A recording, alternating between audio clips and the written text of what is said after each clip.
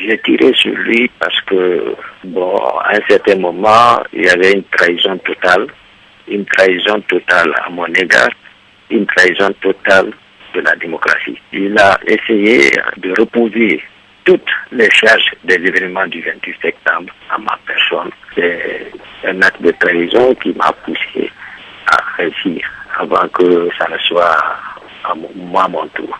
Donc, c'est extrêmement important parce que les événements du 28 ont été montés et les procès ont été montés.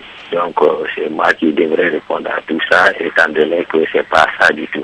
Est-ce que vous comptez vous livrer à la justice de votre pays ou est-ce que vous pensez continuer à vous cacher? Je ne compte pas me livrer parce qu'ils ne veulent pas que les réalités même soient connues.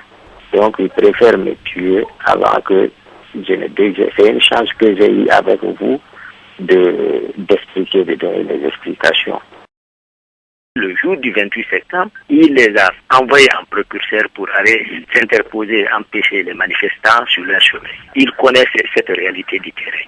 Et il a également fait venir 250 nouvelles recrues du centre d'instruction de l'école de l'armée de la mer, dénommé SIAM, qui ont été manipulés, habillés en tenue civile, armés en armes blanches et qui ont causé d'énormes massacres. Et tout ceci, ils connaissent ces réalités du terrain. Et nous sommes venus au stade dans les environs de 11 heures. La situation était déjà pure et la responsabilité individuelle que j'ai prise, c'était directement aller pour sauver les leaders.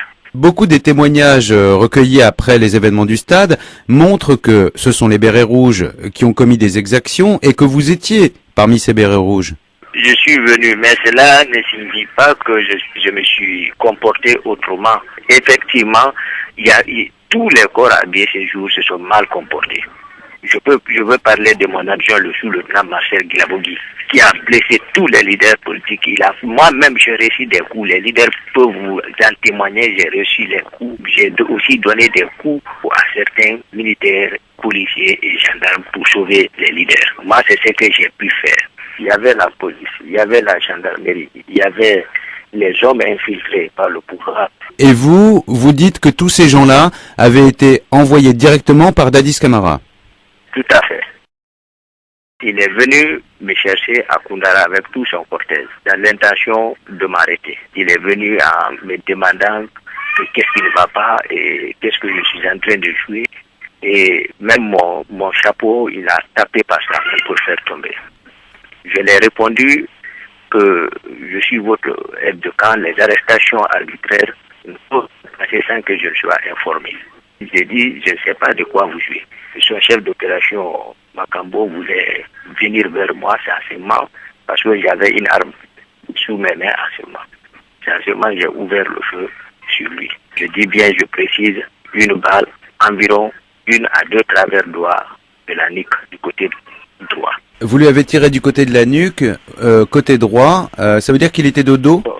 Non, ça, il n'était pas du dos. C'est suivant le mouvement de sa tête. Qu'est-ce qui s'est passé ensuite quand vous avez tiré sur le président?